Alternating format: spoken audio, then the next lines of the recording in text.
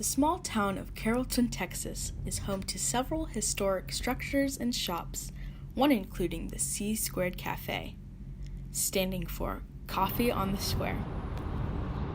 One poor gal said this cookie's changed my life. I said, well, she needs to get that life. All right, I'm Stan Newman. I am the owner, I'm the manager, so that means I write the schedules, do the cooking, do everything that you could imagine.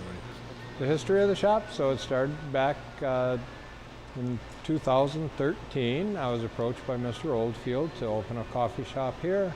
I came over because we wanted to try and have a coffee shop on the square so that the square could grow and become a busy place that it's getting to be now and still getting busier. So they needed a coffee shop. There's not enough people at the time that coffee would be the only thing we could do. That's why we branched out and did sandwiches and the breakfast and everything else that we do. And then of course we also do a lot of private parties.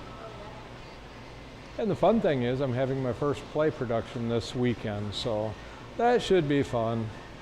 C² Cafe has a lot of history, as it is the second building that first stood in Carrollton. If you don't feel like searching around for the history, just ask one of their baristas. I'm Shane Rodriguez.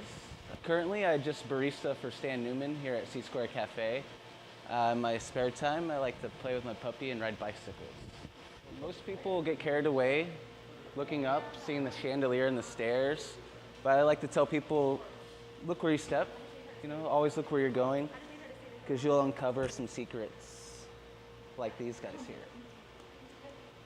C² Cafe is always excited for people to visit them and learn more about the history of Carrollton. For the Gloria Shields Workshop, I'm Sydney Williams, joined with Maggie Shutt and Ryan Gossick.